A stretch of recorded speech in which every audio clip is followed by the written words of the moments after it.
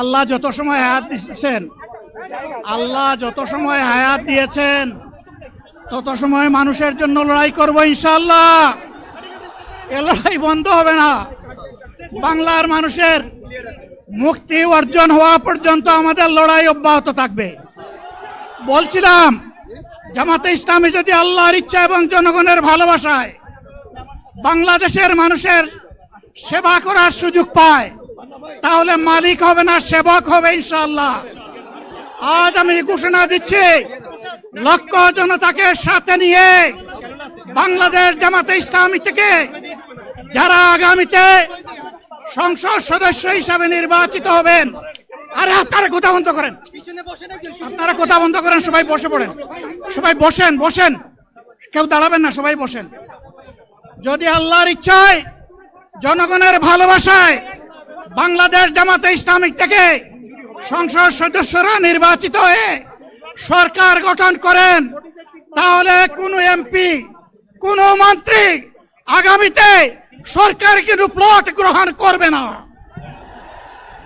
কোন এমপি এবং কোন মন্ত্রী ট্যাক্সবিহীন কোন গাড়ি চড়বে না। কোন এমপি এবং কোন মন্ত্রী তার নিজের হাতে কোনো টাকা চালাচালি করবে না।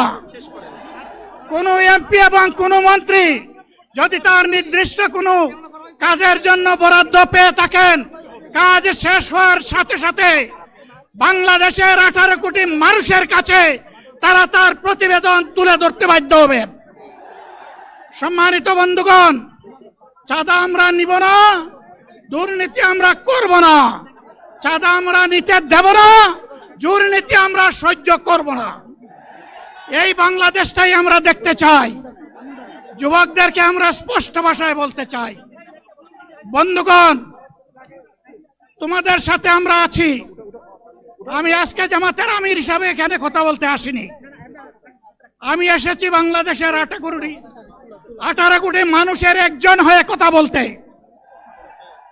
আমি শিশুদের বন্ধু, আমি যুবকদের ভাই, আমি বয়স্কদের সহযোদ্ধা, আমার বোনদের আমি ভাই। সুতরাং তাদের মুক্তির জন্যই আমি দায়িত্ব নিয়ে আজকে এখানে দাঁড়িয়েছিলাম। আল্লাহর ইচ্ছা, শরীর আমাকে সাময়িকভাবে সহযোগিতা করে নাই, এটাও আল্লাহর ইচ্ছা যে এখন আল্লাহ আমাকে কথা বলার সুযোগ দিচ্ছেন। আমি বলতে চাই, বাংলাদেশের নির্দিষ্ট কোন শ্রেণীর মুক্তির জন্য আমাদের এই লড়াই নয়। রাস্তার একজন পরিচ্ছন্নতা কর্মী, চা বাগানের একজন শ্রমিক, রক্ত পানি করে ঘাম জড়ানো আমার একজন রিক্সা চালক ভাই মাঠে ময়দানে বাংলাদেশের মানুষের মুখে যারা এক মুঠো ভাত তুলে দিতে চায়, আমার সেই কৃষক বন্ধুটি, আমি তাদের হয়ে আজকে এখানে কথা বলতে এসেছি। আমি কোন অভিজাত শ্রেণীর হয়ে এখানে কথা বলতে আসিনি। আল্লাহ তাআলার অশেষ মেহেরবানি, আজীবন সকল রক্ত চক্ষুকে উপেক্ষা করেছি, জেল জুলুমের পরোয়া করি নাই। আমার আফসোস, 24 সালে জাতিকে মুক্তি দিতে গিয়ে যারা জীবন দিয়ে শহীদ হলো, আমি তাদের একজন হতে পারলাম না।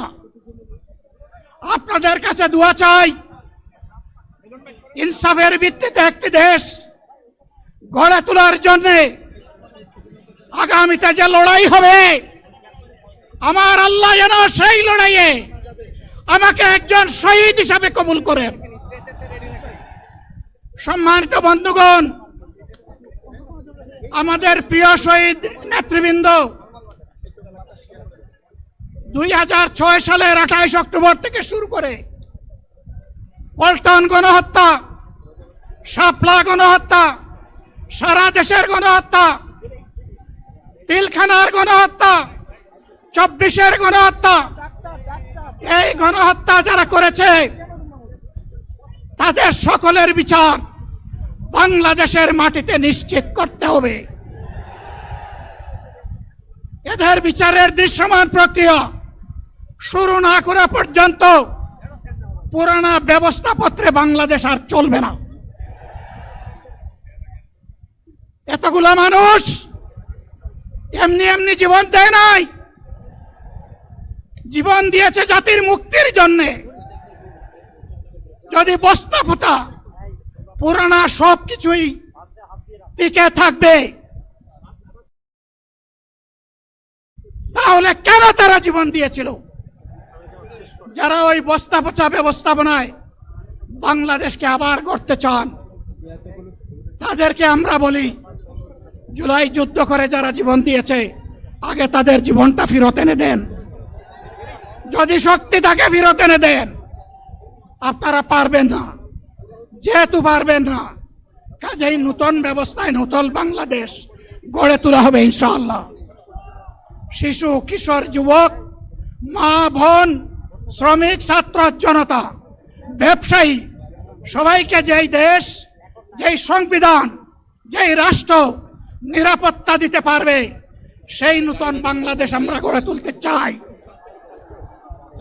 ভাইয়েরা, আমাকে সবাই চাপ দিচ্ছে, কেউ বলে ভাই শেষ করেন, কেউ বলে চাচা শেষ করেন। আমি তাদেরকে নিশ্চয়তা দিয়ে বলছি, আমার মৌত আমার আল্লাহ নির্ধারিত সময় থেকে 1 সেকেন্ড আগে হবে না, এবং হায়াত যা দিয়েছেন তার 1 সেকেন্ড আগেও আমি যাব না। অতএব মহান আল্লাহর কাছে আবারও তৌফিক চাই। আপনাদের কাছে যে কষ্ট হয়েছে, আপনারা, আমি তো এখানে শান্তিতে বসাছিলাম, আর চতুর্দিকে শুধু দৃষ্টি বুলাচ্ছিলাম। কি কষ্ট হচ্ছে আমার ভাইদের। প্রিয় ভাইরা, এই কষ্ট আল্লাহর জন্য। এই কষ্ট কার জন্য? ইনশাআল্লাহ আল্লাহ তাআলা আপনাদেরকে তার উপযুক্ত যাজা দুনিয়ায় দিবেন, আখিরাতে দিবেন। আপনাদের এই ত্যাগের বিনিময়ে নতুন বাংলাদেশ আমরা পেয়ে যাব। আসুন সেই নতুন বাংলাদেশের জন্য একবার স্লোগান দিয়ে শেষ করি, নারায়ে তাকবীর। আসসালামু আলাইকুম ওয়া রাহমাতুল্লাহ।